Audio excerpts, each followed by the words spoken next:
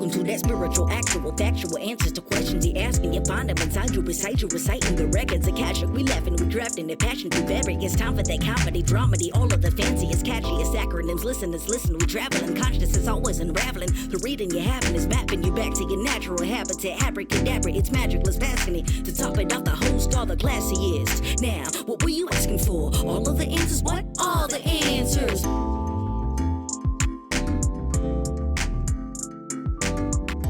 All right. Are we recording? Yes. Yeah. We are? Check. This is me saying check. Dick check. Welcome to Houston's, Mr. Dick Check. Mr. Dick Your check. table is ready, Mr. Dick Check. Well, Katie, we're back in the studio. Here we are. Here we are in live. It's a different thing. I don't know if I can talk to I you. don't like looking over there. I know. I'm going to look at you over there. Okay, you can talk to me on the screen right Yeah. there. That sounds I can't great. be bothered to turn my head. Yeah, that's going to get exhausting. What after am a I, while. some kind of person? All right, here's where I wanted to start today. First of all, I sound like 3 robots in my own ears. Okay. There's 3 robots of me talking. Cool. I'm just You can letting take one out. the audience know what I hear in my own head. Oh, that is better. Take an ear Yeah. out and then fuck your glasses up. I mean, really, we don't need them until our guest comes on. Really. The headphones? Yeah. Oh, yeah. Fuck these And things. let me know too. I can adjust your headphone volume. Okay. As well. Oh, okay. We'll let you know. So I'm going to talk to you there because I'm lazy. Okay. Just so you know, you can look at my ear though if you want. It's a nice ear, Katie. I Thanks. got to tell You you. whisper right into it.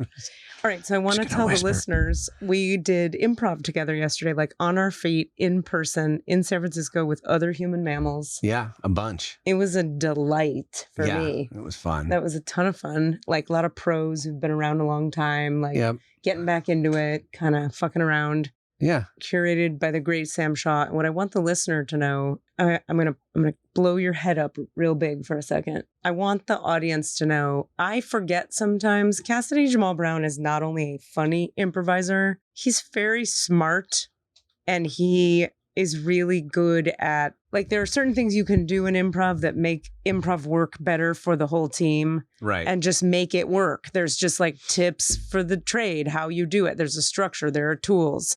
You make your partner look good. You make offers. You raise the stakes. There's all kinds of things you can do. And you just did it every time, all the time. And it felt to me when I was watching you like watching someone who has deeply internalized like the bones and the best parts of what make improv work well. I was just really like, that fucking guy is good at that shit. That means the world to me, and I'm not kidding. Like, I got a little lumpy. Oh, Thank you. I love it. That's it. I was talking with Chris, one of the people that we were improvising with yesterday, Yeah. who I've been working with in improv for 100 years. And I was noting those people that I think of as generous improvisers. Yeah. And there's a guy who wasn't even there. I haven't worked with him for years, but whenever I think of the idea of like the best generous improvisers, it's this guy, Ed Meehan. So I'm just going to say his name because I love him. Sure. And it's that thing of like, he's always bumping the volleyball. He's bumping the volleyball. You know, he's not serving it. He's not spiking it. He is bumping it. That's so good. That bumping is super important. You got to set up things to happen. Yeah. Keep it moving. Keep it forwarding. And so I feel weird that I'm looking at you Okay, there. I'm gonna and look you're at you yeah, here. do you mind? No, Just not at all. I'm like, This then is- this we're makes getting any used kind to a of new sense. Yeah. method of, we are in the studio here with Desmond. First of all. Secondly, we're trying to make video so that we can have TikTok content. Welcome to Welcome the to TikTok 21st content. century. Except that look at us. This looks like Whatever, we're fine. this looks like your grandma was like, and how do you make the TikTok? Well, that's because I wore this shirt that's so busy. No, Like- it's the lighting and the framing. We're working it out, but I'm saying eventually we can have it be cool and Yeah, pretty and it's whatever good. the hell. It's gorgeous. Anyway, you're a great fucking improviser. And I don't know, were you going to say that guy as a generous thing, that's what you aim to be? Yeah, I think I was just I'm hoping, like, I'm hearing that as being a generous improviser, which that's a term that I have in my head. And maybe that's not what you're saying. What I'm saying, Cassidy over there, Shit, you're right there. is you're funny. A lot of the choices you make are just funny. And that's important in comedy improv. But also, intelligent and also aware of what's going to move the scene forward well, which is generous to the other improvisers, but it's more artfully cognizant of what's going to work well for the improv to work well. Like it was less like, look at him lobbing everything up for everyone else, more like he lobbed it when it needed to be lobbed. He took it when he needed to take it. He spiked it when it needed to be spiked. I was just like, there's a master doing this master thing. Thank you. Seriously. There's nothing else to say but thank you. That is about as high a compliment as I can receive, especially from someone who is one of the funniest people I know. Get out. And really understands the craft of comedy very deeply. Aww. So we're just going to sit here and stroke each other off a little bit. Just, that's going on TikTok. Let's do it again. For the listener, we just mock jerked each other off. Co-masturbated each other. Co-masturbated each other. Oh my God. Yeah, so that was really, really fun. I mean, everybody there at this particular group, I thought was a solid ass improviser who we could do improv with. Except for one, and I'm not going to say who. No, nobody's name. Just one. Just you decide. Her name, I mean, his name. I mean, their name. No, nobody's name that nobody was. No. It was just great. And I was just like, we could all just keep doing this a long time. And it went well. And I just thought, well, look at Cassidy murdering it. Thank you. Yeah. So that's a thing. I was glad that we got to do at least one bit together, our psycho scene. And again, it's the same thing where I felt like we were able to just drop into those moments and be like, you're going to throw a thing at me and I'm going to throw it back at you. And then you're going to throw it back at me and we're going to match energy and we're going to meet each other where we are. Yes. And we heard each other. I really saw that. Like we both were like, because we both can be so alpha. Sometimes it's nice if you have an alpha and a beta in a scene, mm-hmm. but we like, alpha listen, alpha listen, alpha listen. I love that. Yeah. It's like it works. It works. It was a joy. It was a joy. And then we went to a pub afterwards. Yeah. And we're sitting down and the woman comes around. She's saying, oh, it's trivia night. We're going to play trivia, which we didn't end up doing because it was too loud and we were too loud. And never mind. We were somewhere else in the restaurant anyway. But then she goes, wait, I know you guys. And it's this person who... This is synchronicity. We're talking about the lady who waited on us. No, the lady who gave us the slips and then ran the trivia. Ran the trivia. My bad. So where Sam and I first met was through the San Francisco Improv Cooperative, and they would have these jams. And there was sort of an ongoing little community that was really active for a little while, way back in the aughts. Okay. And I don't think she was an improviser so much as just was always there. She was a fan. And a friend of us and was very present at that time. Huh. And then left for LA and has been gone for a long time. Haven't seen her forever. And then we reunite all these people, also a bunch of these people from long ago. Wow. For this one-time jam or ongoing jam, hopefully. And there's like this guy, woman. Bryce, and like he's from way back then also. Yeah. And then this woman is at the pub for our reunion as if to join our reunion. So wild. Crazy. That's Liz wild. Edelman, shout out to you. Yeah. And whatever pub trivia you're running. If I could plug it, I would, but I can't.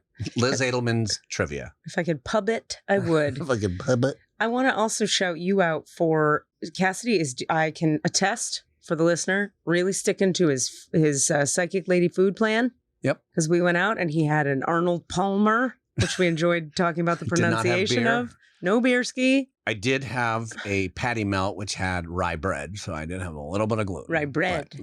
So a little bread, but rye I did bread. avoid the beers. Hey, man, I give you a ton of credit for that. You and Rami's murdering it with their food plan. Yeah. Oh my God. Have you seen Rami's face? They look like a different... I haven't seen Rami's face for a while. I feel like... Fair enough. It's been too long. I mean, Rami, I would have said to you, there's nothing on Rami that could be lost in terms of weight or pounds. I'd be like, Rami's just like a fit ass motherfucker. Well, now they look like a fucking gymnast. All this weight just went off of where it wasn't before. You know where it left me? Where? My legs. That's so annoying. That's so annoying. That's the annoyingest thing. I want it to leave right here. Can it leave my jowls? Right. I'm like, I know where I want it to go. And this. No, my legs, I like my legs.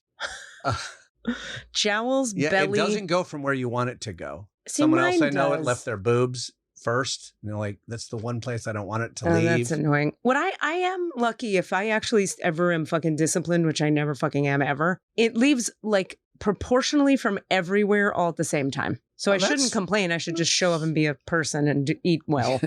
But fuck There's no that such thing as noise. targeted weight loss. I think it's a lie. I think so too. I think everybody's different and it happens where it happens. And I need to like do fucking sit-ups and do some exercise. That's the one thing I haven't added to that. All right. Have I told you about my Orange Theory obsession? Have we talked about that on here? We talked about Orange Theory and you described the process. Yeah. Because I thought it was weird that it was called Orange Theory. Yeah, it's a funny thing. I've transferred it to California. It's, of course, like almost twice as expensive. Not really. It's $40 more a month, which is a lot. That's like it's $99 a month for 8 classes in Florida, $140 for 8 classes for a month here. So I'm cranky That's about that. $140 a month. Yeah. Yeah. It's a chunk. That's a chunk of change. I'm living with someone now, so rent is way better for me. And I'm basically paying for a storage unit. So I'm like, all right, I'll pay for my freaking Orange Theory and like whatever. Nice. We also saw some comedy sports, you and I. We did. We went down and saw some short form improv. A whole bunch of very, very, very ultra gamified short form improv. Short form. They all wear matching outfits and it's a competition and it's a fun little structure. And they got a guy with a remote control whistle. That was funny. Bleep, bleep, yeah. bleep, bleep. It's a little button thing that he holds in his hand and it's like blowing a whistle. I'm so sorry, Des. I'm hot as hell. Oh, is there any way we could do anything that about fan that? is blowing, but I know. it's I not feel doing it hitting me, but very gently. Maybe we could stop it from oscillating and just point it directly at you. I also foolishly wore this is like a sweater, a short sleeve sweater. That was a You mistake. can slide that window open a little more, Cass. That's great already, I think. Oh, yeah, that's even, I feel a fan Is that now. hitting, yeah? Yeah, thanks, man. Appreciate it. Okay, so there's that. The 2 things I could talk about are like living with another human. Yeah. Whoa. It's a whole thing. Wow. Or this whole other side business I've started that seems to be, I have a whole new career. So now I have 3. Where do you want to go, Cass? You have all of the things. Let me just say, we have a guest today, so we're going to be talking about a guest. Yep. A guest who was booked by our new booker. Oh, yeah, we have to talk about that. Sophia. Who you will hear from a week from this episode. Yep. Sophia was the guest Don't again. get too confused, but you will hear Sophia a week from now. She's also a retread. She was with us before. Yep. Right? That's how she's a friend of the podcast and just started working with us. So she is booking our guests, which is very exciting. So cool. Well, to be even more, let's blow her up a bunch because she deserves it. Like out of nowhere came to us and said, I'd like to help you guys. I'd like to help you with things. And then we had a chat about, well, what things do we actually need help with? Yeah. And then we all 3 met. And so what landed on the table was she's going to help get people here and she's helping me with Leslie, Leslie's my assistant for my healing business. And so the 3 of us are going to work together a bit to figure out more stuff about TikTok. What is this TikTok thing that the kids are doing today? Grandma and grandpa need to get on embarrassing. TikTok. Anyway, so just shout out Sophia Fredericks because thank you for offering your everything. And then she followed up with us and was like, don't forget you have Adrienne today and leave room for a song if you can, which I would have 100% not remembered to do. We're slowly dialing this whole professionalism thing in. I mean, it started with Desmond, obviously, actually having someone edit and produce our stuff. Yeah, how about that? I don't know where we'd be. Nowhere. We'd be on the dead. Streets. We'd be sucking dick on the street for cash. Being like, I have spiritual wisdom. Sucking dick for editing services. Desmond, did you know you could have gotten that? That's a new deal that we're starting now. We'll suck your dick for a couple. Go ahead, chime in. Garage band, dick suck for some garage band work. I'm definitely going to have to put that on my website. A payment, $140 an hour. Cash, PayPal, or fellatio. Yeah, there you $1 go. per recorded minute or fellatio. Yeah. Have you ever had any sex for money? No. Or paid money for any sex? Nope. I shouldn't have said that with such judgment. I know. Just literally no. I've gotten paid for stripping. Have you? Yeah. Okay. You say more words now. Ditch. So I was working as a prep cook in high school, and one of the waitresses was having her bachelorette party, and I was making her nachos, and I think you said I was making her nauseous. I was making her nauseous. I was going to make her nauseous later. When I was just stripped. making her nachos now. And I laughingly said to the kitchen manager, should I take these out in my underwear?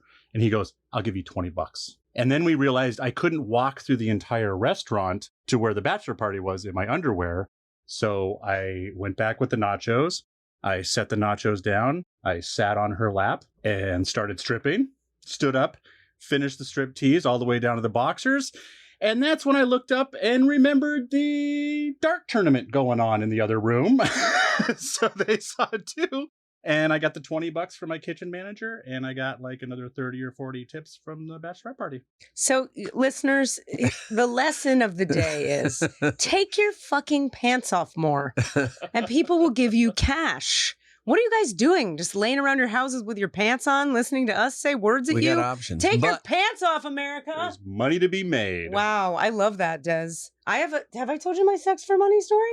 Have I told you my sexual encounter? I'm going to tell the world right now a terrifyingly embarrassing story. I can't believe we haven't talked about this. No, we probably won't get to your new business and stuff fine. because we got of this. Time. This is more important. This is way more important. Yeah. All right.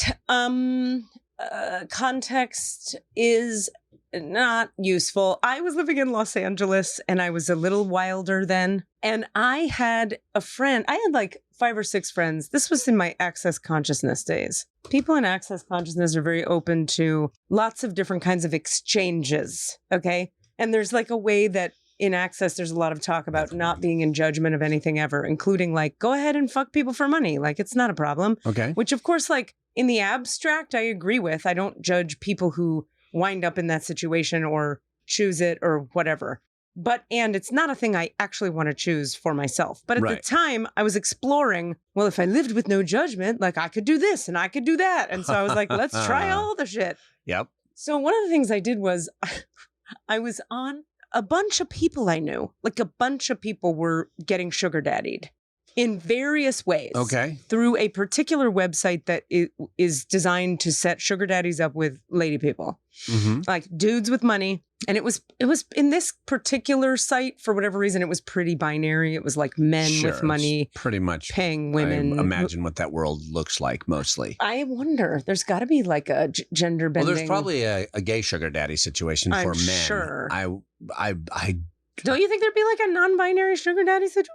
Maybe eventually. Anyway, I knew a girl who her full life was paid for, and she lived in a 10th story condo, 360-degree view of Houston, paid for by her sugar daddy. I knew people who got like gifts every day of the week mailed to them, all kinds of shit. So I was like, well, fuck, I want somebody to just pay for my life. Let's try this. I got no judgment. I can be open-minded.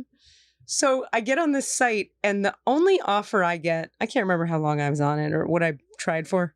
A guy offered to pay me $600 if I would let him suck my toes. That's easy. Right? It's not very invasive. NBD, right? Except, dun, dun, dun, just wait for it. We agree to meet at like a Starbucks. He's like, let's make you feel safe. We'll meet at this Starbucks. This is, again, Southern California. I will take out my evaluative statements and just describe this gentleman for you with the most just neutral, descriptive words that I can do my best to use. This gentleman happened to be 4'8", maybe. Okay. Maybe 9. Okay. His hair that was curly and black, and I'm talking about kinky, curly, but fried with mats in it. Not dreads, mats. Mm-hmm. Like a dog that you've never brushed. Sure.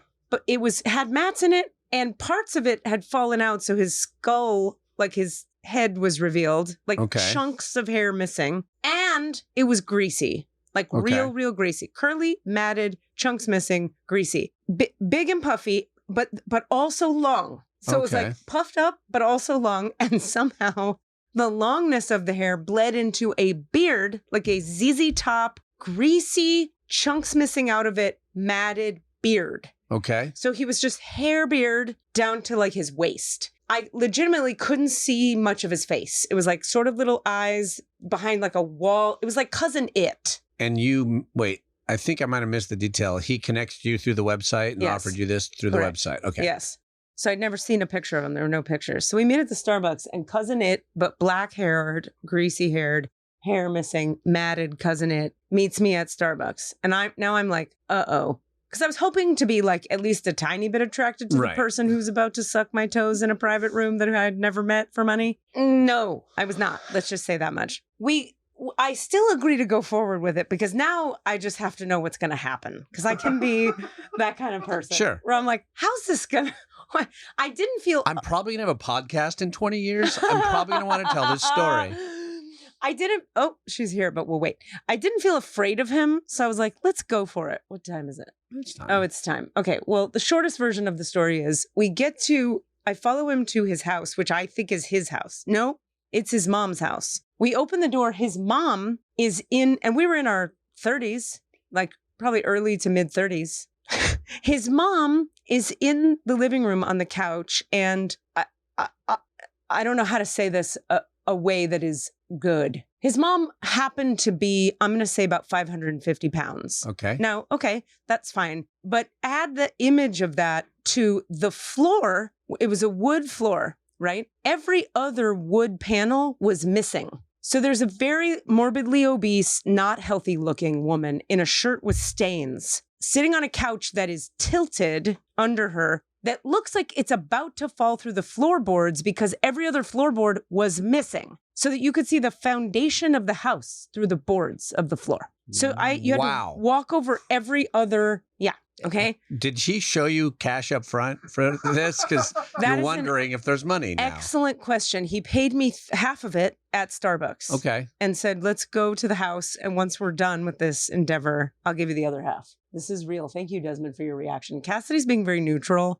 Desmond, I wish you could see. My eyes are wide. You can't see behind my glasses. Enough. Cassidy looks like he might be on TikTok soon and doesn't want to be seen going, yeah. No, I'm just like...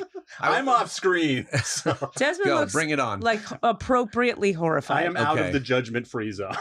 Okay. That's it. I'm trying to be like, okay, that's the life they're living. Right? I know. I hear so you. I get Thank you for describing it. The bedroom, still every other floorboard, or like every third. It's fucked up. I sit on the edge of the bed and he's like, I'm just going to go into the bathroom for a minute. I don't know what he does in there. I sit on the edge of the bed, I lay back, and he starts to go to town on my toes. Okay. There was a couple different times.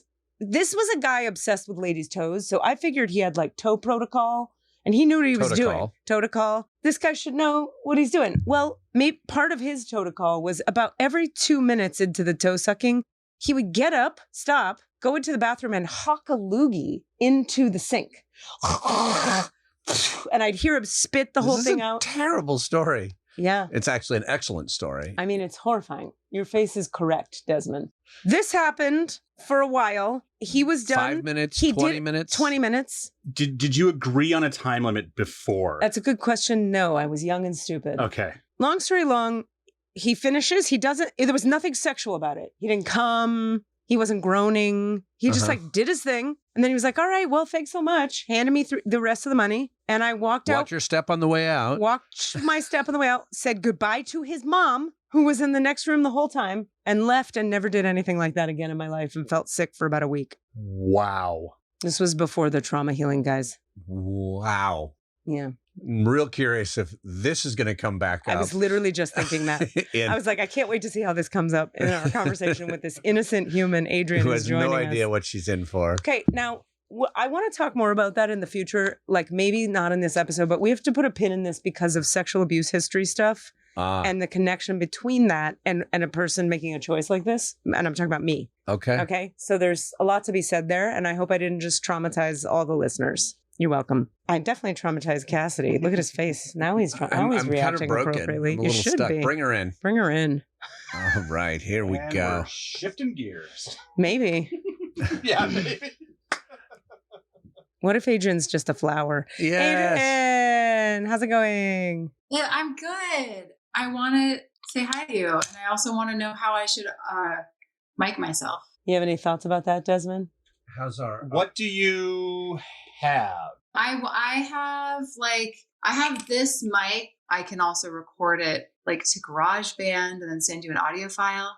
If you have the ability to record locally easily onto GarageBand, that would be fantastic. Yeah. Yeah. If you can set that up in just a minute. Totally. It'll just take me like a few minutes. Well, I'm not gonna ask you stuff yet until you're set up. Just FYI. So it's gonna be awkwardly us just staring at you now. Okay.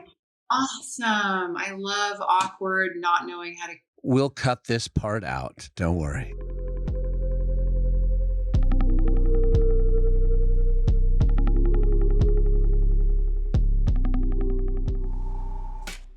Hey, what's up? This is Rami. I am in the Twin Cities in Minnesota. It's lovely here. I went to Paisley Park, which, if you don't know, is where Prince lived and created, and is now a museum of Prince and, a Mecca, I guess, it's the Graceland for Prince. And it was pretty great. There was an exhibit currently happening of his custom shoes. He's got he had over 3,000 custom high heels. Turns out they're all kind of the exact same shoe with just different fabric on it, in case you were wondering. He's like, I know what I need. This is what I need. Now make it look different, but the same. Okay, Rami's rules. Hi, I feel better. Do you feel good? Yep, I do. Camera, phone's down. We are back. My name's Adrienne. It's nice to meet you guys. Nice to meet you as well. So you're a friend of Sophia's, is that right? Oh yeah. We're really good pals. Really good. That's Katie and I'm Cassidy, in case we didn't follow up. Cassidy. Yes. And so how did you guys meet? What's your history with her? I met Sophia. We were in a workshop at the Berkeley Rep together. We did the Moby Dick, Dave Malloy workshop. Right. And that's how we met. Yes. I feel like I know people in various states across the country involved in that workshop. Another person we're going to have next week. And two others I can think of. Next week's guest Everyone was also I know involved. was in that workshop or involved with that production later. Did you do the production out east? I didn't. It was like, that's a whole long story. It was really fun. I'm not acting professionally is not my life path at this time in my life. And while they were doing that workshop, I played a character that they hadn't really fully conceived yet. And it got a little weird. And then they just totally redid the character, as a completely different concept, which was really cool. And it was really fun to be a part of it. And I met Sophia and I met Dawn Troop Massey. One of my favorites. No, but we should get her on the podcast. You just reminded me. Oh yeah. I'm madly in love with Dawn Troop Massey. Always have been. Me too. And we're writing a musical together for the last few years. So that's that was such a huge thing for me because Sophia is such a huge part of my life and my friend circle and she's just, we're so deeply connected. Oh, that's great. Yeah. So that worked out really. And so you're up here in Northern California, right? I'm in El Cerrito. Okay. Yes. Got it. Yeah. And so because I usually start this way with most people who come on this particular podcast, are you open to sharing with us? What if I say the word spirituality to you, what does that mean to you? What's your relationship with that? Yeah. I cannot overstate how spiritually oriented I am. It is that's really all I have cooking, honestly. Everything is that through the lens of my spiritual path and journey. That's how I view everything. And I've been like that since I was a child, and I've been on my own journey through the world as a spiritual being, just navigating everything. And I don't even know where to begin, baby. But yeah. Okay. And so how did you start? Were you raised in a tradition? Did you find your own tradition? Are you traditionless? How did it start? When my mom was pregnant with me, I was the third child. She had these really intense dreams of what she, sort of put together later was the memory of a past life. And my entire childhood was sort of, my mom, someone's microphone is farting in my ear. Yeah, we're all hearing that. That's a fun noise. That is yours. It's me? Oh, I don't know. I am enjoying that sound. Are you? Yeah. Sounds like a good release. Is that your spiritual release? She's ascending. She's ascending right now. What the hell? Okay, it's gone. It's like a soul fart. Did you ascend? Did you merge into the oneness? Wait, turn on your camera. Are you still there? I merged in that Oh, now I'm like echoing. No, I think I'm okay. I don't know. I think sometimes, God likes to fart. Hi, Diesel's here. Yeah, Hi, Diesel. Hello. I think you're okay for now. Hold on, we got to get the dog out. The dog just pushed into the Diesel. studio. Oh, It's madness. It's Diesel. absolute chaos. Thank you for being as patient as you are with us, all of us. Me? We're all being She's patient. Fine. We're all Everybody's being fine. patient. Let's talk about that. Let's talk about that spiritually. So there's oftentimes, we're still recording, right? Unfortunately.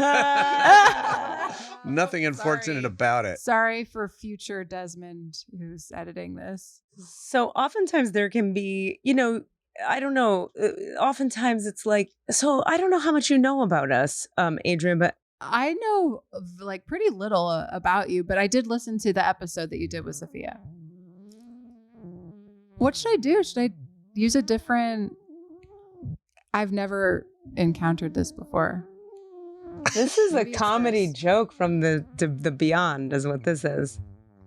It's a fart. It's God is farting on us. May God fart on you. May you feel the air, the wind of the divine upon your face. It will cleanse you of all of your issues. I don't know what to do. I have no idea. I have no solutions. I've never experienced this before. It's a different version of what happened on our episode entitled Demon Breath. Well, I'm trying to say these words. Okay, tiny bit of background. 1, I'm an energy healer. I've been an energy healer for 25 million years. KatieRubin.com. Go to it. That's what we do. We have people come on here. We talk to them about spirituality. This guy and I are funny all the time. We do improv together. I'm also a stand-up comic. So we do funniness and spirituality together. Each guest that we have, we chat with them a little bit. Then we open their Akashic Records if they want that and answer any questions they may have through my channel of all the things. And then if you want healing, it comes through and we do some healing. That's the whole shape of the podcast in 4 seconds. Yes. So welcome here to that. You're a lady who's spiritual. Yes. Now you have and context. Funny. I am also funny. Fantastic. That works out great for all of us. Now, I also have to say the universe is clearly funny because your computer is farting at us. And I need to say something that happens regularly in healing sessions with clients, like if I'm teaching a class or working with individual people, and there's resistance in the field, which can be any form of resistance. It can be an unintegrated part of self doesn't want to do the healing work today, or the darkness doesn't want more light in the space, or entities that are against the positive entities that are coming in, or blah. There will be weird technical shit that happens. It happens all the time. It's a very common thing I deal with as an energy healer. Never before, however, have I had the universe fart at us as a way of being some kind of interference. But I wonder if it's interference or if it's comedy. It's just comedy fun I don't times. think it's interference. I think it's because my relationship with God and the divine is very funny to God. I think I am a joke to God in a nice way, not in a self-deprecating way. Tell us more about that.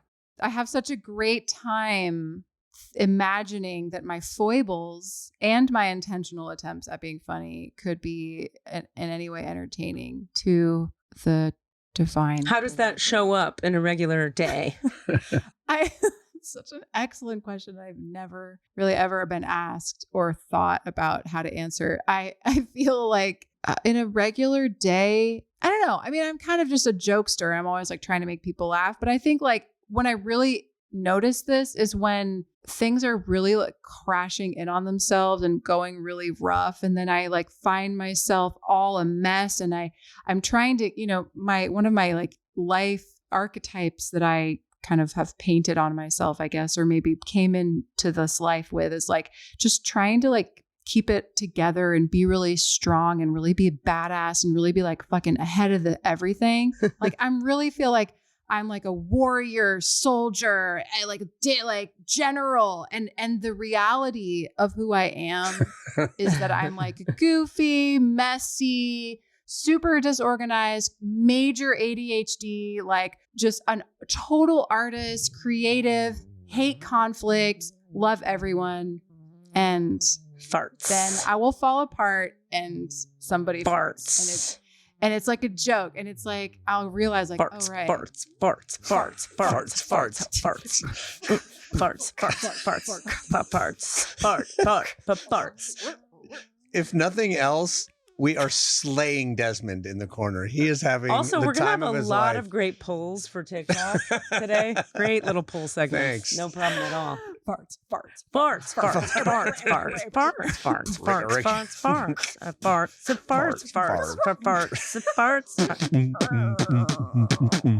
All right, and we're back. All right, so great. I feel like that basically answered the question. I think so. I think that's right. God was like, "You're saying too much. Just let me show you another fart."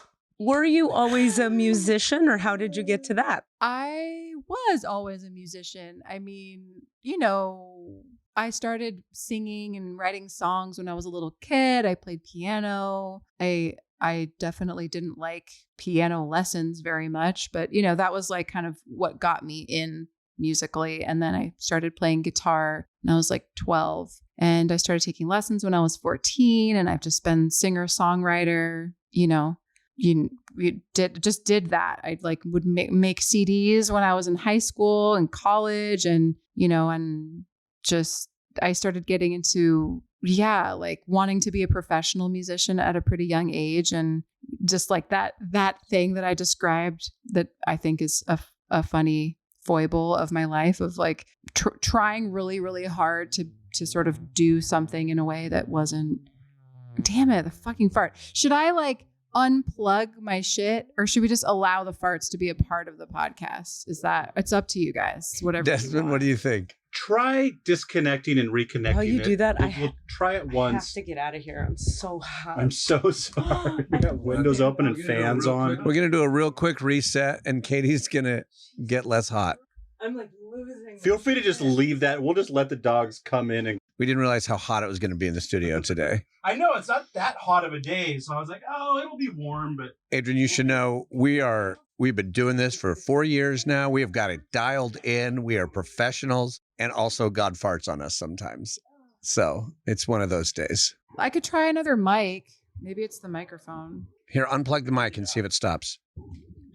Yep.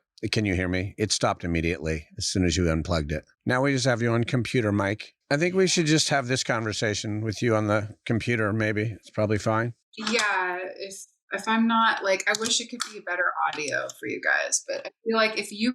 Desmond's just over here cracking up about everything. Was going to be a little trial and error, but this has exceeded all of my expectations of falling apart. That's cool. I think we go with computer mic. But it's workable for you? None of this is ideal anymore, but it's better than me cranking up your mic and picking up Cassidy too much. Oh, hi, Adrienne. What's up? Hey, welcome. What's your relationship to spirituality?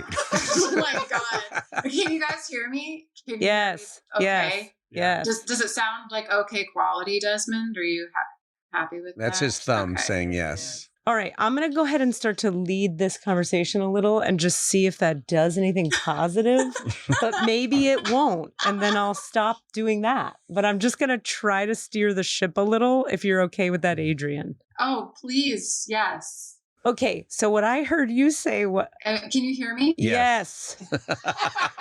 Jesus Christ. Is somebody in the building. Put a gun in my mouth and just pull the fucking trigger.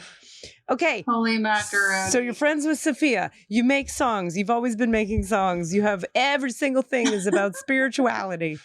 Your mom in the womb had crazy dreams, and that was something to do with spirituality. And then can you say a little more words about, unless God is just going to fart at us again, which is fine. Go ahead, God. Can you say more words about so what does that look like to you? And where did it start and what did it turn into? In other words, when you were a kid, were you playing with runes and tarot, and then you started to meditate, and then it became this, or tell us a little bit about the trajectory, if you can. I guess the word spirituality is so broad, is it not? I mean, for me, it's a good word to encompass a lot of things. And the reason I brought the thing up about my mom is just that, I was introduced to that idea of reincarnation at a really young age, and it always just made complete sense to me. And I'd say that concept just you know, my parents were not religiously, I had no religious structure as a child.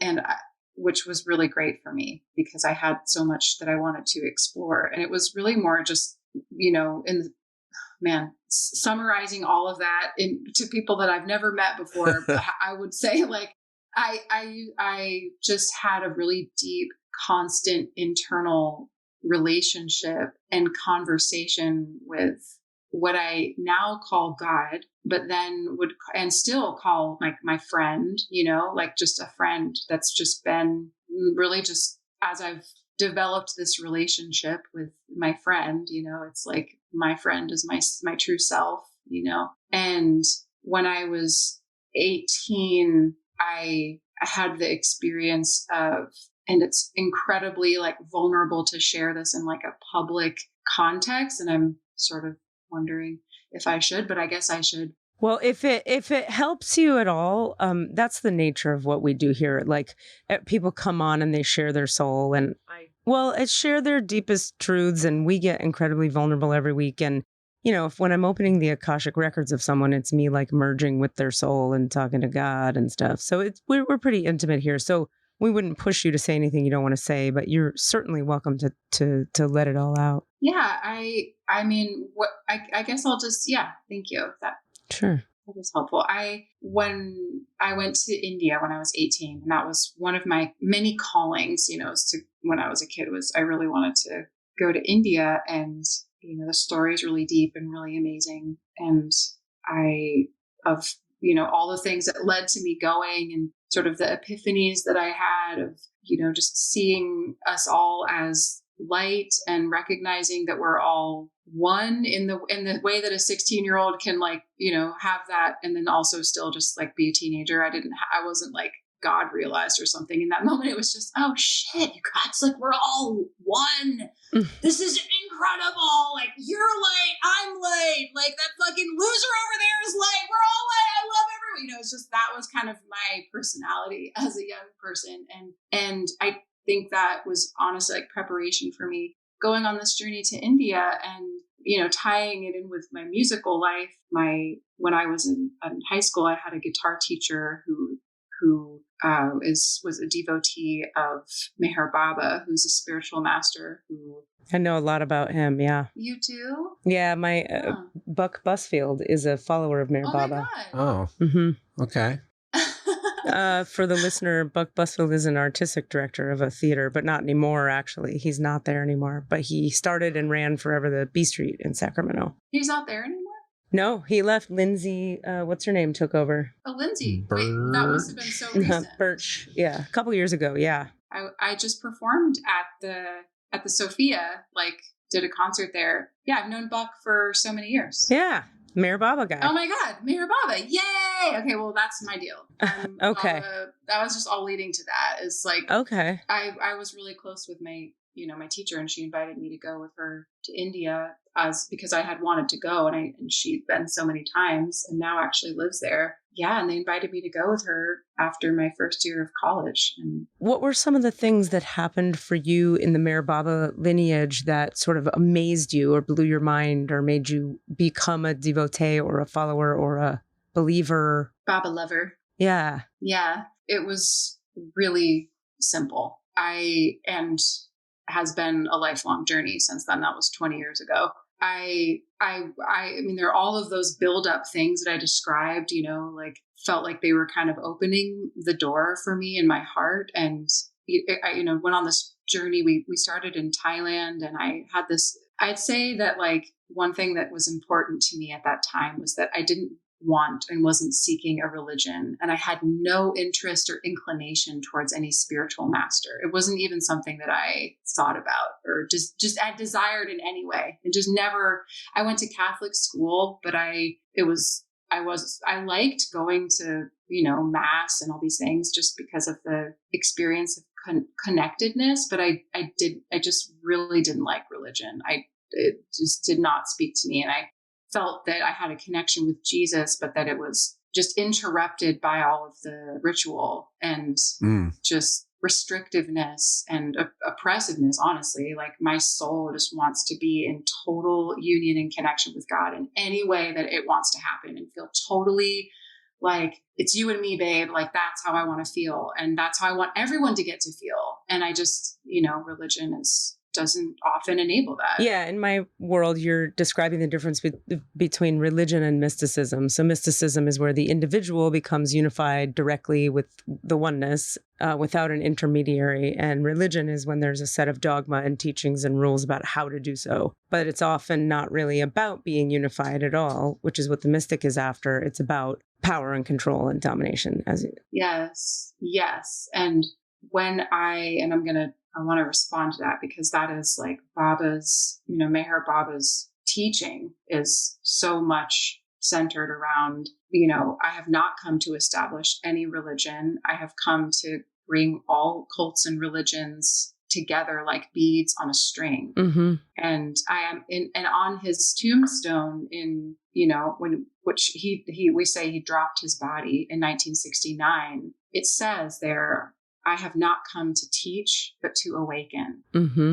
And what happened to me when I was 18 was, I had this experience of going through these Buddhist temples in Thailand. And for the first time, feeling this collective energy bowing down to a statue actually felt inviting to me. Mm. And I had never experienced that before. And I thought, maybe I'm a Buddhist. Maybe I'll be this religion. Maybe this is for me. Mm-hmm. I like this. Mm-hmm. Not knowing any of the, whatever, all of the ritual and dogma that's like wrapped up in all of that too. But I said that to my teacher, Cindy, and she responded by saying, I said, I feel like I'm on a spiritual pilgrimage. And she said, she looked at me really intensely. And this was like the first moment that things got really intense about Meher Baba. She said, Adrienne, your spiritual pilgrimage hasn't begun. And then I was like, what? Like, are you talking about? And then she, I don't know how it kind of transitioned, but then she just told me this and that about Meher Baba, and that Meher Baba is the avatar, and he is the one soul that comes again and again. And he has come as this form and that form, as Jesus, as Buddha, as Ram, and now he's come as Meher Baba. And then I was like, oh shit, I'm in a foreign country with a bunch of people who are in a cult. And I was genuinely like this.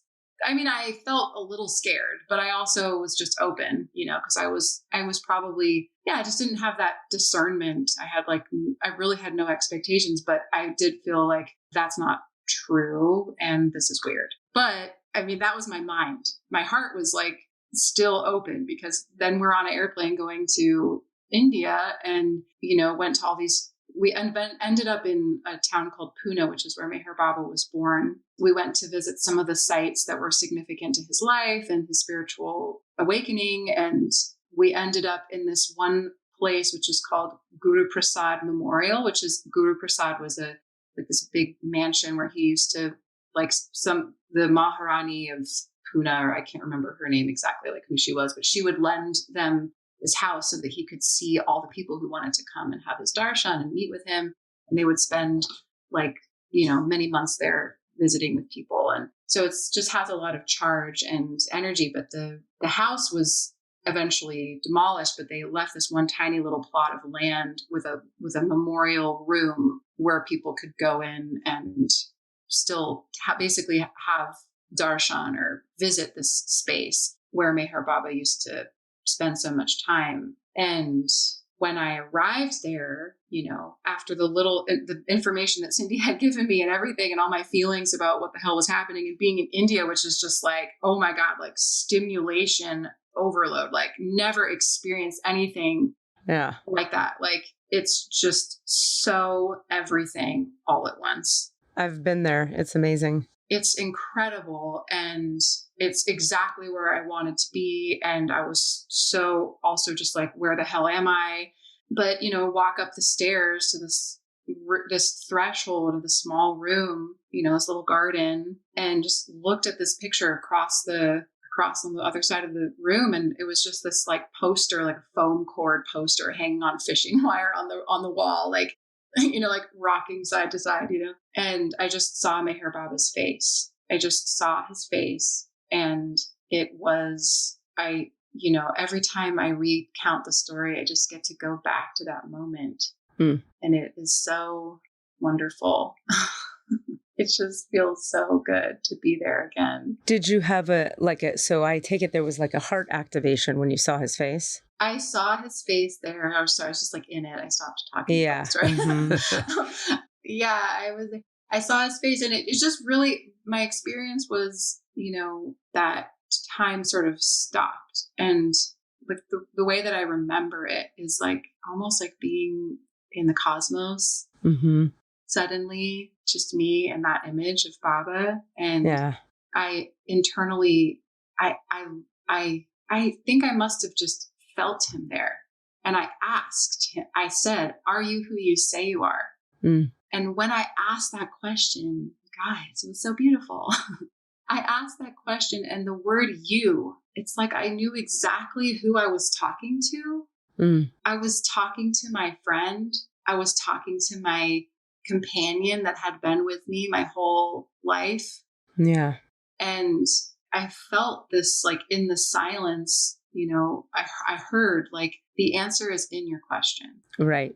It was like, I am here. I am the one that you've been talking to and that you've been looking for and didn't even know. And that was the beginning. And I mean, I've had so many incredible moments of, just deep clarity about and with Baba, but that moment is really like, has grown so strong for me. It's something I lean on in times of just feeling lost and full of doubt and fear and about everything in my life. But I'd say like that was just like the beginning of this journey that just is colored so beautifully for me. And then when we eventually ended up at the Pilgrim Center, which is not like a regular ashram where there's like wake up every day and you do these things and this is what you do and you do these prayers and you do this meditation. It's very much like come spend all day at the Samadhi, where Baba's tomb is, do whatever you want, eat when we have meals, come and listen to people sing or talk, or it's very open, visit Baba's home. That was really helpful for me because it was like, I was very, I'm like anxious. Like now I love this person in an instant. I'm like, oh my God, this is my life now. I felt it in an instant. It was so obvious. And I was a little bit like still piecing it together. And when I landed there at the Pilgrim Center, there was a quote up on the wall. There's a bunch of Baba quotes. And the first one that I saw and will always remember is, above all else, trust the dictates of your own conscience. Even over anything I say, trust the dictates of your own conscience. Mm-hmm. And that was it for me. That was like the, 24 hours later. And I'm like, okay, if I can love you and like have this relationship with you and, just get to still follow my own intuition and that's what it means, then I'm down. And that's just basically, that's my deal. Well, I love it. I understand every word you're saying. I have, if you ever get a chance, or if you're ever pulled to listen to this podcast in the earlier days, you can hear more of my story, which is very, very similar. Mine was with a Sufi master named Sidi Al-Jamal. Just the dying and the dissolving into the oneness just in an instant. And he knew my name from 3,000 miles away, and magic and miracles and lots of it. So I very much hear you. I very much get it. I love it. I love learning more about Meher Baba. Thank you for sharing all that. Again, knowing Buck and I had a lot of conversations where I was like dying to the light while doing plays at the B Street. So we could like pull each other aside and I could just sort of stand near Buck and he could say Meher Baba and we could go chunk and just drop into that space. It's so awesome. It's pretty great, isn't it? I know. Yeah. Yeah, it's really interesting. Gosh, I have a lot of thoughts on that, but it's nice to meet other mystics on the path. So yeah. That's awesome. Thanks for saying that and seeing that. And, it's like I've spent my whole life, like as a musician, really confused about if I'm supposed to talk about Meher Baba or keep it to myself. Because it's so, I mean, Baba is my everything. Like everything is filtered through Baba, everything. And it's like, if you don't understand or have a sort of a proclivity, is that the word, towards that type of spiritual relationship, it can sound and seem really crazy, really crazy and really weird. And then it's like, okay, I don't want people to think I'm crazy, but I also don't want people to misunderstand Baba. And then I think as I've gotten older and my relationship with him and with this God force, who is, you know, manifest in my experience as Meher Baba, but is also like formless, you know, as it grows and I become more confident in like who I am, I guess I care less, because we're all going to die. And I just want to be honest about who I am. And I want to say Baba's name, because Baba's the bomb, you know, Baba's the rock where it's at.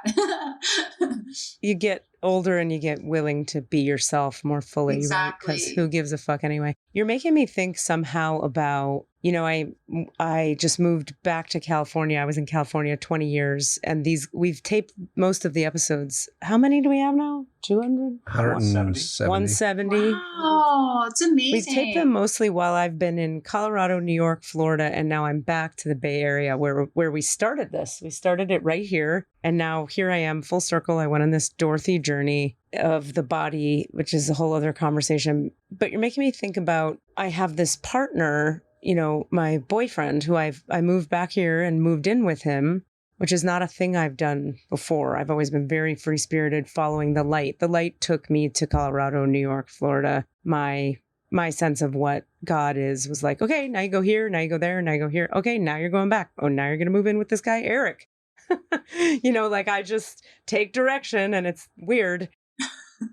But what I wanted to say about that is it's been very interesting to take a direction, to take a note from consciousness, to be with someone who is not at all a spiritualist. Yeah. He meditates, and when he meditates, he gets to these states of, I think he has like great access to the light. He's just not that interested. Yeah. He's got other shit going on. He's doing a different thing. And I have to tell you, in the Sufi language of things, they talk about life presents you with, or Allah or the oneness is always presenting us with our specific walking. So they say, what is your walking?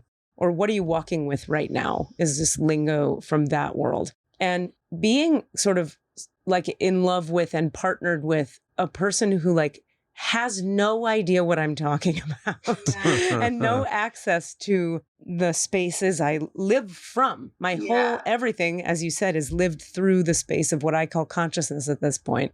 It's changed a lot of times. But anyway, I've had a walking with it where I'm coming back to you in a second, I promise. But you're making me think about it.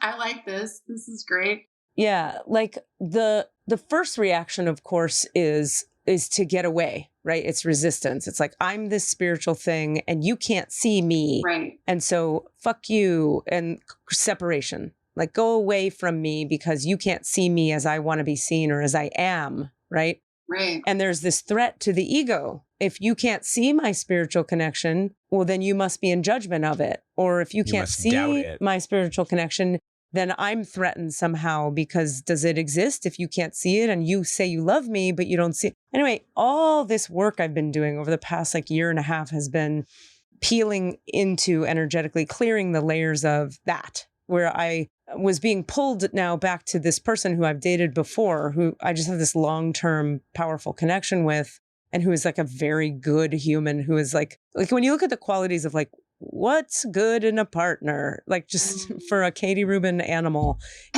it's that person. Aww, it's very obvious, right? Yeah.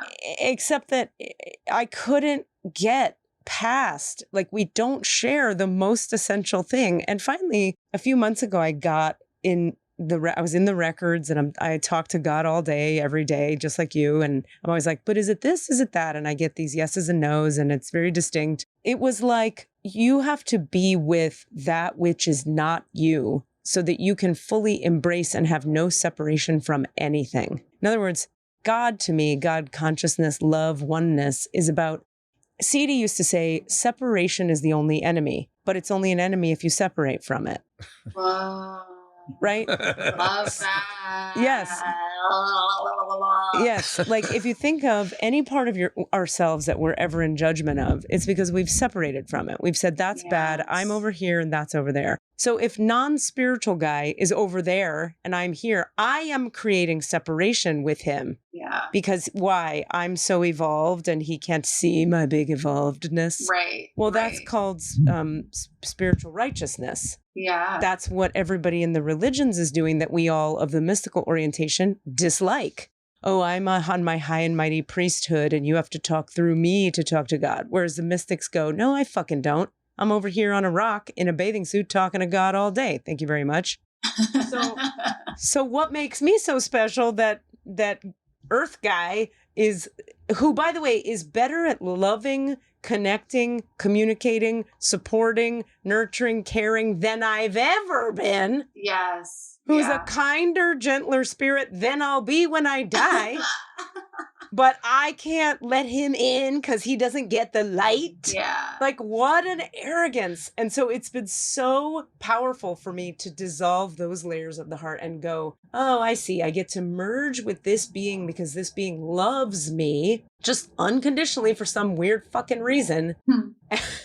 And I happen to love him unconditionally. So we do this merging thing, but every day with him is a walking around like this relationship with 3D reality. Yeah. Because he's so in the 3D in a way.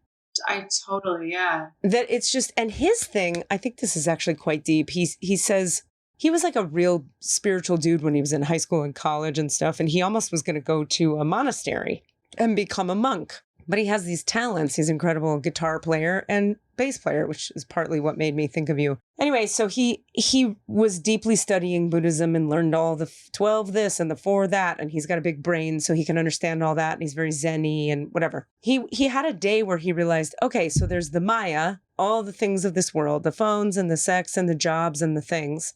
And then there's transcending that. And his thing is, I decided like, well, if all these things are happening and I'm here in this form, I think I'll just get into all these things. Yeah. Right? Hell yeah. Now, Sidi Al-Jamal, our master, used to say, it's about getting into the things and then transcending them, but staying in them. Yeah. So the psychology version of that is transcend and include. So you go like, I'm a person and I have sex and I care about money and I want a pretty house, but also like God has to be making all that. Like God is at the center of all of it. It's both. That's right. Yeah. And so Eric, this boyfriend person, he's the most both person I know. And he just doesn't have the language. He doesn't do the language or the doings or it's like, we talked about this a bunch of times on this podcast. Oftentimes the people I meet who call themselves atheists are the best spiritualists I know. Right. They just are like high quality, kind people that like just want to treat people with respect and do a good job in life and be like moralistically like sound. Correct. And they behave, whereas all the spiritualists I know are like cocky and arrogant and wearing their special beads and being specialer than you. And it's like fucking beads. They're goddamn beads. Your fucking beads and your robes and your hats. Buying sage from the fucking Whole Foods. Sorry to anybody who does that. Give me a break. Looking at me like you do it better. Yeah, just like, and everybody's got it right and everybody else is wrong. Whereas an atheist is like, nobody's right, nobody's wrong. Let's try to be cool with each other. Well, then there's the atheists that are like, we're better than everyone. Well, there's those. Yeah, You're totally right. There's the cocksure absolutists and everything. Exactly. But my point being, it's such a funny, ironic walking. I used to think like, I'll never find this perfect partner who's as on the same vibration as I am. And then I lived in Colorado and this journey I've been on. And I met Newman Manfredson, otherwise known as Not his real name. Alfred. And I had a boyfriend there and he and I were the same vibration. He was Aquarius and Libra. And he was one of what's her name? Dolores Cannon calls the new ones, where like some beings are just plucked from God and just show up in a body. And you give them like, in the Akashic Records, before they incarnate, the Akashic beings of light will give them like some pretend karma. Whoa, that's cool. Isn't that interesting? They like insert a little memory of karma so that when the being arrives in form on Earth, they don't completely just explode at the horror show of it. So that's this guy, Newman Manfredson. That's not his real name. And we dated and I realized we had a great time. And it was really nice to be with someone who his frequency felt like the frequency I'm always looking for in some man. Then I realized like, oh, we don't need each other. Right. We don't need each other at all. And after a while, like the sex thing went away and he felt like a brother. And then I realized like the light doesn't have to date the light. The light is the light. So like, why are you dating nothing? There's nothing there. And it all died. And then we became friends. He's a lovely human. There's no bad feelings, whatever. He's married now. It's all fine. Wow. But that was such, did I ever tell you that? No. Oh yeah. He got married like 9 months later. Damn. Whoa. Yep. We broke fast. up. He met a lady and it was the woman who, you remember the story? Oh yeah. Yeah. That's a whole thing. That's a whole story. It's like, it's almost like you need two opposing energies. Well, so this comes down to, now we get into the energetics of consciousness, because consciousness talks about, consciousness includes everything and judges nothing. So consciousness is the allness of all the things, but including duality and 3D and all that. But in the realm of conscious awareness, like for human beings to create anything, you have to have friction, right? Like if you think of like to make a fire, you got to rub sticks together and then sparks happen. You can't just be like the wind and then fire. It doesn't, Correct. You don't just like, I am light and then I made fire occur. No, I have to rub two things together so friction happens so that fire can happen. Similarly, to have a relationship that is lasting, there has to be friction for there to be sexual chemistry, for there to be something you're building. Like if you're there has to be like, there's no other word I can come up with, but a little bit of friction. Yeah, there. Tension. Well, I mean, that's even in our relationship as a podcast. Yeah. If I lived at the exact same rhythm you did or had the same vibrations, we would have no conversation. We'd have nothing to talk about. We'd just be like, yeah, I know, right? Yeah, just sit silently in the oneness and be like, this is neat. I am the one who doesn't, I don't share either of your experience. Yeah. I don't have the visceral experience of the oneness of the light. I've had some great philosophical explosions, but we need that. Like that's even true with my relationship who I met because of this podcast, and she's woo woo all the way up the ladder. And she's always asking me, do you think I'm crazy or anything? Because she's having these experiences that I do not understand. Right. But it's not that I doubt them. Right. But I also don't, quote, believe them, because I don't not believe them either. I just go, sounds like a thing. Like, that's amazing. Right. I cannot say I get it. Right. Because I don't. And same with Eric. I'm sure he doesn't get it, but he accepts it and he receives it and he loves it. That's right. I don't even know if he loves it, but he loves he loves you. Me. Yeah. And so because he loves me, he can he just goes, well, that's her world. He's very good at that. See, that's something I learned from him is it's like if this man who has no quote access to the light or whatever I call it, right, in my way, can love me as I am and take all that in and not be in judgment of it, which is separation. Who am I to separate from him because he doesn't, you know what I mean? Yeah. It's so, anyway, it's just arrogance. it's just a cool teaching and a set of walkings and who knows? One thing that is coming up for me while you're sharing this is just like, since we're talking about Mayor Baba, is like the practicalness of being a Baba lover is so real. It's like, it is not a path of dissociating, of living in a cave, of meditation. And I mean, Baba even just didn't recommend meditation for most people. I mean, he gave instructions about meditate, but here's some rules that for like in 500 years when like you can't feel the avatar's presence at all anymore and you need to meditate, like this is how you should do it. But like basically it's all about love. It's all about service. It's all about like people who followed him, who were his closest disciples. They did live sometimes with him. Some people lived with him for their whole lives, but that was like 10 people, and everybody else had jobs and had families, and some people would marry people that weren't Baba lovers. And that tension, it blossomed. The person who was the Baba lover grew in their loving connection with Baba because of that tension and friction. And like, that's right. The real God consciousness and the real love in all of us doesn't actually care, because we're all actually one, and we're all actually just this is just God having all of its experience through each of us. And God needs to have the experience of not thinking about itself all the time. And also the experience of like being totally obsessed with itself, you know, like I feel like God came in me and is like, okay, let's be like totally obsessed with me. Right. Like God, I'm amazing. I'm God. Like, oh my God, I love you, God. Like that's like what's happening. You know what I'm saying? And like, yeah, I just think it's all right. And one of the things that I tend to not like, definitely when I was 18 and found out about Meher Baba, I was just like, what the hell? I don't want to, what is this life? I want to live in a fucking monastery. What is this? And for me to like have this going home experience of being in Mehrabad and Baba's tomb and like, this is where I belong. This is where I come from. I'm from this place. I'm from these people. This is my home. I want to live here. And then just know so intensely that it's not where I'm supposed to live. Right. And feel multiple times in my life that I have been, I mean, it feels violent, like thrown into this life of, yeah.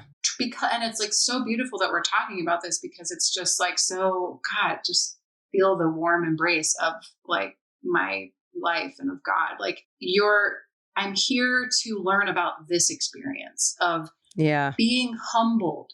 How dare I think I should get to just not do the thing, you know, that is being asked of me to do, which is to engage in life and care about all the stuff that is actually meaningless and try to like make a living and be a good daughter and sister and wife and auntie and like I can clean up after myself. You know what I'm saying? Like that's what I'm learning how to do. And like I could just sit and play songs and be like, hey, listen, everybody, I just wrote an awesome song. Aren't I awesome? And like I just feel like there's this other thing that's more important. And with Baba, this is another word that sometimes, you know, people of a more kind of Western mindset. I shouldn't say Western. I should find another like word for it. But like the word is obedience. Obedience is very hard for us to comprehend as like a valuable thing. It feels like control, but it's not that. It's like, you know, the way Baba talks about it, it's like, you know, love is wonderful. Service is wonderful. But what's more important than all of those things is actually obedience. Because when you really think about it, it's like, you don't actually know what you need and who you are. That's right. Really. That's right. So if you learn how to, like you were saying, like obey those messages of I go here, I go there. That's the deal. Then you're in a relationship that makes sense. Because like, you know what I'm saying? Like I can't trust my mind to tell me what's right. That's literally makes me feel like nutsy cuckoo crazy pants. Which is also, I should come up with another word for that too. That's like more. Well, here's some other language for it, just to give you the sense of how much I understand what you're saying. In the 12-step programs, they talk about we are undisciplined people, so we let God discipline us. Mm-hmm. So I embarked on a journey through Sufism to understand what the fuck that sentence meant. Yeah. The other thing I wanted to understand was, what is a third step? The third step, I turned my will and my life over to the care of God as I understand God. That's right. What the fuck does that mean? So I endeavored to find out. And I found out, and it's weird. But it's working. Yeah. It's working pretty damn well. And it's a pretty interesting ride, that's for sure. And I have no idea where it's going. And that makes it a lot more interesting and a lot more peaceful. That's for damn, there's like all this peace. That's what I'm trying to do. Yes. The peace on the other side of realizing that you are not actually the one that's supposed to be in charge of your shit. Like, that's the deal. You know, and I think that I think sometimes about past lives, I try not to think about them too much because I can, you know, kind of get distracted. But like, you know, I could have been some spiritual, mystical leader, master teacher at some point in some past life thinking I was really hot shit. You know what I mean? Right. And telling everybody what to do and thinking that I knew what was right. And I could have actually had like an expansive consciousness that did see a lot and was really tuned in and was really like advanced. But maybe I didn't. I mean, I don't know if this is really what happened, but this is something that does happen. I'm using this gift to manipulate others or to not be vulnerable or to not be in surrenderance to God, to feel like I don't need God because I have it all inside myself, like in my brain. Yeah, spiritual superiority. Yeah, I'm just not interested in that this time around, and I hear that. I hope that I don't have to do that. Yeah, 1,000,000%. I think we could talk a long time about how, and I end up talking about this in a lot of the classes and with the clients and stuff, about why surrender is not disempowerment. Yeah. Like surrender is not, I now am the hole in the donut and I'm just this doormat and whatever. There's a real paradox inside of surrender, which is that I'm more empowered than ever through my surrender. But that's a big, long conversation that for people to grok, because our world lives from the mind. And so the mind can't. Especially here, because we're so independent. It's so much about like my autonomy as an individual. It's like being maybe in Indian society, like it's more natural to like this concept, or I mean, I shouldn't just say just India, but there's so many different types of societies in the world, but our kind of, whatever Anglican But thing. what I find is that the more surrender there is in the being, the more autonomy I have. It just doesn't seem like it'll be that way when you step into it. I love that. It's like you step off a cliff and then you're like, well, I could die now, but then you're flying. Yeah. But you can't know you're going to fly until you step off. So why the fuck would you ever step off? For me, I had to step off out of desperation and pain. It was like the only option, which is why they always talk about another thing in 12-step recovery is they talk about like people who don't have a ton of trauma or a ton of pain don't have to step off the cliff. They don't have to find an entirely new way to live. Like I found the doorway for me was through suffering and necessity. I love hearing a story like yours where it was like, well, I just loved it. I just fell in love with Baba. Yay, now God. That's so not my experience, but I love that experience. Like what a beautiful, gentle way in. My God. I give you credit for staying on the path when you didn't have to out of desperate need and pain. I mean, I wouldn't yeah. I mean, there was a lot of pain in my life that I just didn't know that would be that would alleviate my pain. Exactly. And you know what I mean? Yeah. And that's how we find it. I hate to do this, but I do have to wrap up for today because I have to get on a thing soon and we've kept you long enough, but I feel like we could have you back and talk for a long, long time if you wanted to come back. We are going to take a file from you and play one of your singles here. Now we'll edit this in some amazing way right now. And now we're going to hear a song from Adrienne Shamszad.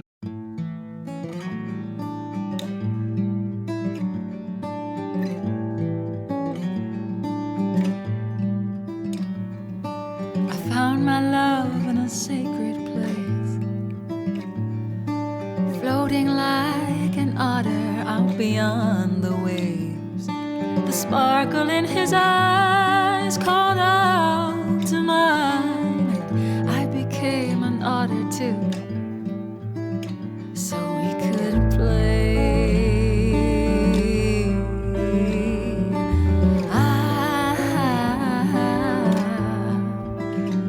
So I swim and I say my prayer.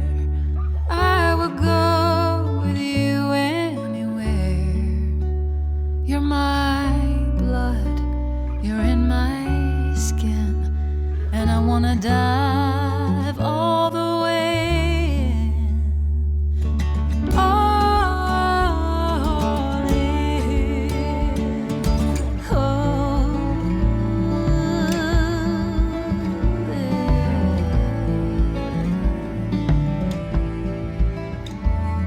my love grew wings and he took the sky. He stared down at me with his eagle eyes. He was circling above and I sang, all you need is love. And tail feathers grew out of my spine.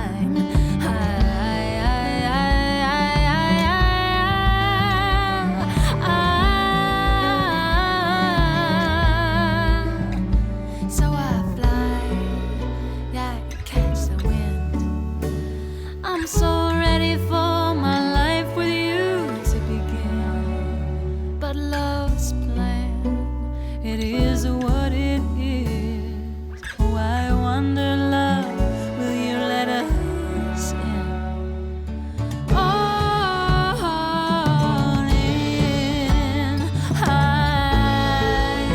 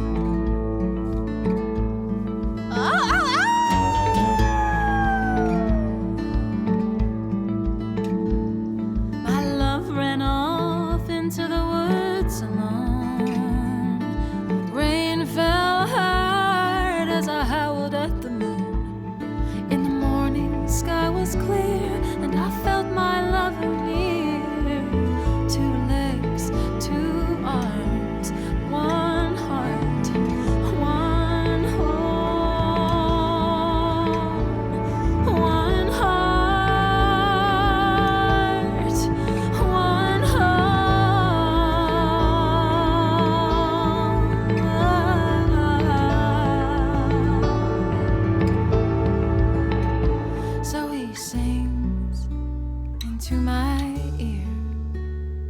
My love, I'm not going anywhere. You're my blood, you're in my skin. So I made a deal with love, and now she's gonna let us in. All in, all in, all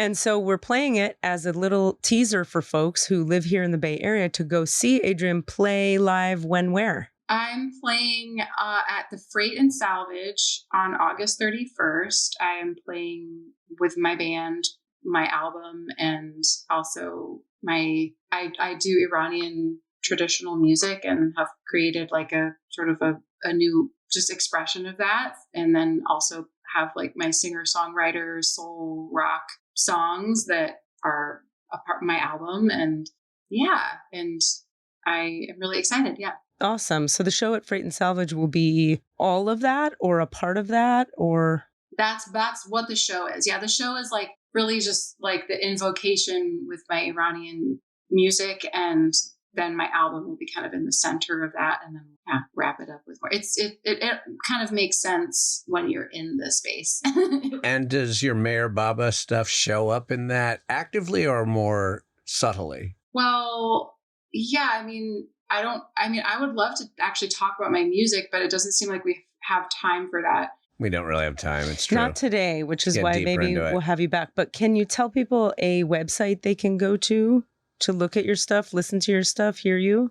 Yeah, my website is adrienneshamszad.com, and my album will be out on Bandcamp on September 1st. You can actually buy a CD at my show if you want to come to my show on the 31st, and it'll be streaming on all the streaming places on September 15th. And I'm on all of the Instagram and Facebook places, and the TikTok. I got on TikTok also. And I just very briefly, like my music is my life journey and my journey through being a human. And I'd say, in all honesty, all of my songs are either an exaltation of or a conversation with God, and hoping for that to be an offering to other people. And it is indeed. Yeah. You're the best. We love you. We're going to hop off really fast because I have weird things I have to go do.